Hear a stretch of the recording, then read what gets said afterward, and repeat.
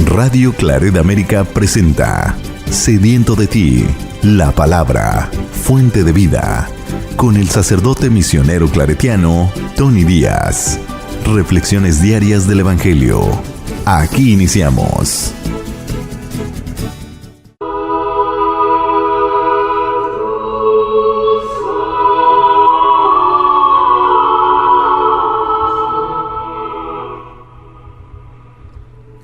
Bienvenidos hermanos a nuestras reflexiones del Evangelio del día. Hoy es viernes de la 22ª semana del tiempo ordinario. Viernes de la 22ª semana del tiempo ordinario. El Evangelio de hoy viene de Lucas capítulo 5 versículos 33 al 39. En aquel tiempo los fariseos y los escribas le preguntaron a Jesús: ¿por qué los discípulos de Juan ayunan con frecuencia y hacen oración, igual que los discípulos de los fariseos, y los tuyos, en cambio, comen y beben? Jesús les contestó: ¿acaso pueden ustedes obligar a los invitados a una boda a que ayunen, mientras el esposo está con ellos? Vendrá un día en que les quiten al esposo y entonces sí ayunarán. Les dijo también una parábola: nadie rompe un vestido nuevo para remendar un viejo, porque echa a perder el nuevo, y el vestido viejo no le queda el remiendo del nuevo. Nadie echa vino nuevo en odres viejos, porque el vino nuevo revienta los odres y entonces el vino se tira y los odres se echan a perder. El vino nuevo hay que echarlo en odres nuevos, y así se conservan el vino y los odres. Y nadie, acabando de beber un vino añejo, acepta uno nuevo, pues dicen: el añejo es mejor. Palabra del Señor. Muy bien, demos comienzo a la reflexión de este Evangelio.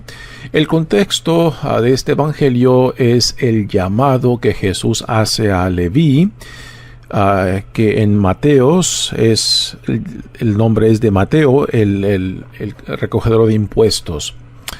Y después de que Jesús llama a Leví, y parece que Leví responde al llamado para hacerse discípulo de Jesús, le ofrece una cena, y es ahí donde se lleva a cabo este intercambio de Jesús con los fariseos y escribas. Primero, dentro de la cena, los escribas y fariseos se dirigen a los discípulos de Jesús y le preguntan: oye, ¿por qué tu maestro come con pecadores? O sea, con otros recaudadores de impuestos que eran vistos como traidores al pueblo judío porque trabajaban para el Imperio Romano. Y Jesús parece que escucha la pregunta a los fariseos dirigida a sus discípulos, y Jesús les contesta la pregunta. Dice: no son los sanos los que necesitan un doctor, sino los que están enfermos, ¿no? Y después de esa intervención de los fariseos y escribas viene lo que acaban de escuchar. Los fariseos después le preguntan a Jesús, ¿no?, ¿por qué los discípulos de Juan ayunan con frecuencia y hacen oración, igual los discípulos de los fariseos, pero los tuyos en cambio comen y beben? Porque están en el contexto de una cena. En el Evangelio de Lucas, Jesús lo encontramos en muchas escenas de cenas, ¿no? Por eso lo acusan de ser un buen vividor, que se la pasa comiendo y bebiendo. Sin embargo, igualmente critican a Juan el Bautista por ser una persona extraña, rara, que no come lo que come la gente normal y se viste de una forma también muy rara, y lo toman como loco, ¿no? Así que Jesús también les dirige este contraste, ¿no? Pues a Juan lo llaman loco y a mí me llaman un gran vividor porque me reúno con los que realmente sí necesitan escuchar la buena nueva, ¿no? Y es el contexto donde se lleva a cabo esta pregunta de los fariseos. El tema del ayuno era un tema muy vivido entre los fariseos, los que tenían estudiantes o los seguidores. Y ellos ayunaban por lo menos 2 días por semana, lunes y jueves. Y parece que también los discípulos de Juan el Bautista ayunaban con frecuencia por ser una tradición judía, ¿no? Y por eso le preguntan a Jesús, ¿por qué los discípulos de Juan y los de los fariseos ayunan y los tuyos no? Mira, aquí están comiendo, ¿no? Y sin embargo, ustedes no tienen ninguna disciplina, ¿no? Y Jesús les contesta, ¿acaso pueden ustedes obligar a los invitados a una boda que ayunen mientras el esposo está con ellos? Vendrá un día en que les quiten al esposo y entonces sí ayunarán, ¿no? Jesús utiliza la imagen de una boda, él siendo el novio, para simbolizar o representar el reinado de Dios que ha hecho irrupción en la historia humana por medio de él, ¿no? Dios Padre ha inaugurado este reinado en su Hijo amado, en el enviado de Dios, el Mesías, ¿no? Así que esta inauguración es motivo de regocijo, es motivo de celebración, porque Dios está llevando a cabo lo que desde antiguo ha venido prometiendo. La era mesiánica ya finalmente se ha realizado, esta era en Jesucristo. Entonces, ¿por qué se va a ayunar? Cuando el ayuno es un símbolo o una práctica religiosa que manifiesta en gran parte el duelo o como motivo para el arrepentimiento, ¿no? Pero si Jesús utilizando la imagen de una boda y él siendo el novio, pues entonces esto nos llama a la celebración. Aún en el cristianismo, en el principio del cristianismo, el ayuno no era tan popular como hoy en día a veces pensamos que fue. Aún hoy en día el único día que la iglesia por exigencia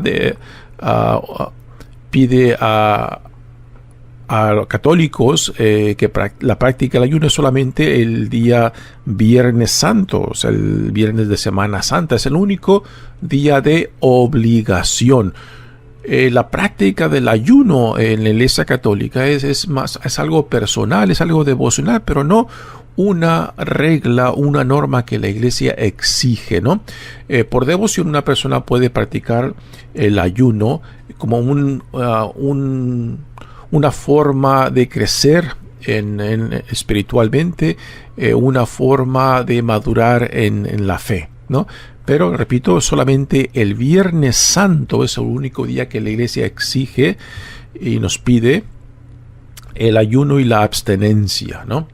Las otras prácticas, otros días de ayuno, pues ya es más personal o por devoción. Ahora, ¿qué es esto de que vendrá un día en que les quiten al esposo y entonces sí ayunarán?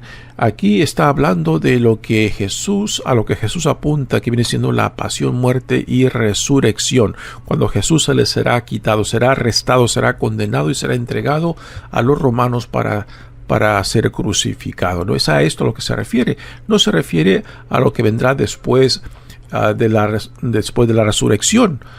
Puesto que aún después de la resurrección, esa experiencia de la resurrección es algo para festejar y no para estar ayunando como motivo de duelo o de arrepentimiento, ¿no? Aún después de la resurrección es causa y motivo de alegría y de gozo por lo que Dios en Jesucristo ha llevado a cabo, ¿no? Ahora, todo esto que Jesús le está compartiendo, está respondiendo a la pregunta de los fariseos y escribas, nos quiere entender que en Jesucristo algo nuevo está haciendo irrupción en la historia humana, el reinado de Dios, y para poder no solamente percibir, sino también recibir y hacerse miembro, hacerse partícipe de esta nueva realidad del reinado de Dios ya presente y activo en Jesucristo, tiene que haber un antes y un después, o sea, el antes de Cristo y el después de Cristo, ¿no? De que debe de haber una experiencia que marque nuestra trayectoria en mi vida de quién era yo, cómo era yo antes de este encuentro. Otra palabra que podemos utilizar es antes de mi conversión, antes de que yo respondiera a esta iniciativa de Dios. Y esto es fundamental y necesario para todos nosotros. Sin esta experiencia de una conversión, de un antes y un después de Cristo, pues no podemos decir en realidad que un cristiano haya vivido ese encuentro, esa experiencia fundamental y necesaria en la cual uno se da cuenta de que antes estaba ciego, estaba muerto en vida, o de que andaba extraviado o perdido, ¿no? Y que es por la pura gracia de Dios que he sido encontrado, que he sido sanado, que he sido rescatado, ¿no?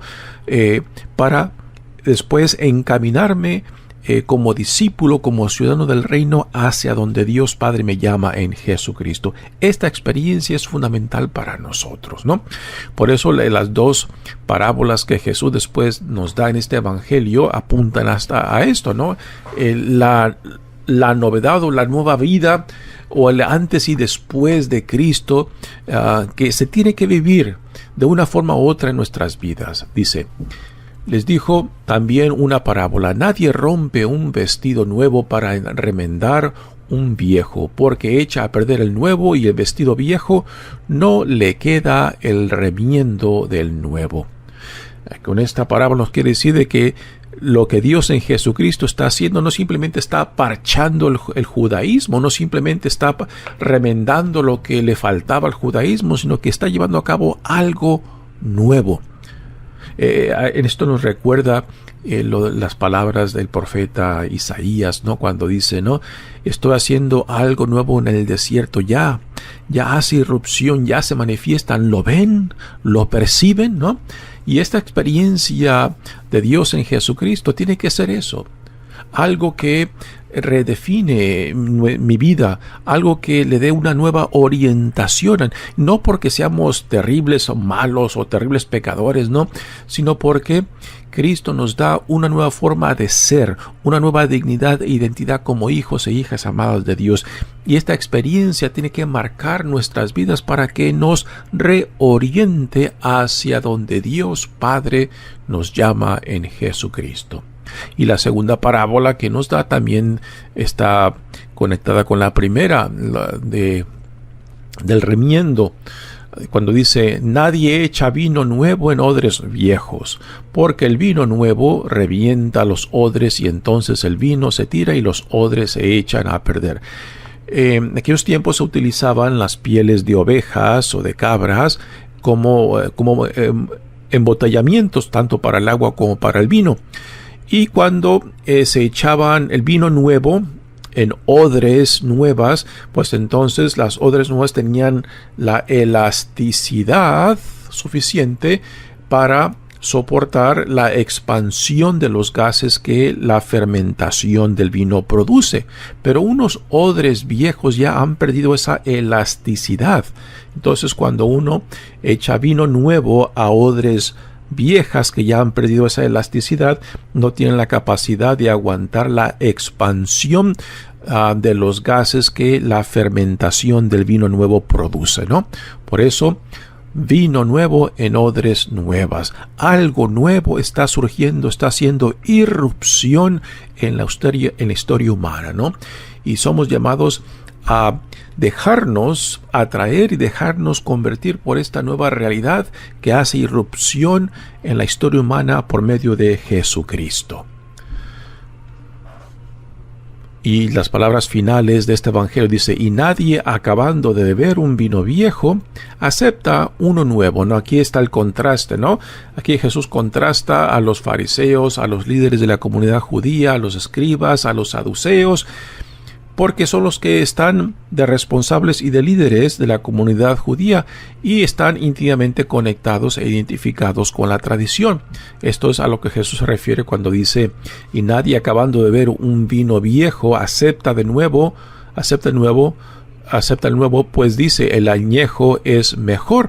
Y con esto también manifiesta el rechazo de la comunidad judía a Jesucristo, ¿no? De que porque están tan identificados, no logran entender a quién tienen enfrente, al prometido de Dios, al Mesías, al Hijo amado de Dios, ¿no?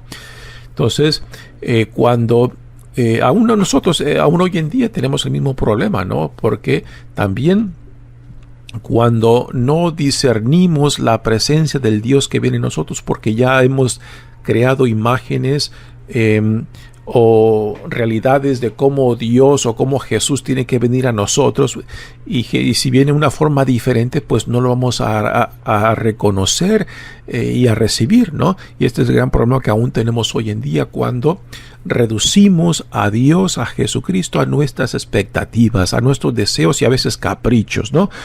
Y cuando no caemos en cuenta de esto, pues el Dios que viene a nosotros de una forma diferente, fuera de las expectativas nuestras, pues no lo vamos a reconocer, no lo vamos a recibir. Y este es un problema que aún también en nuestros tiempos lo tenemos. Mi nombre es Padre Tony Díaz, misionero claretiano. Que Dios los bendiga. Radio Claret América presentó Sediento de ti, la palabra. Fuente de vida. Sus comentarios son importantes. Contáctenos en radioclaretamerica@gmail.com.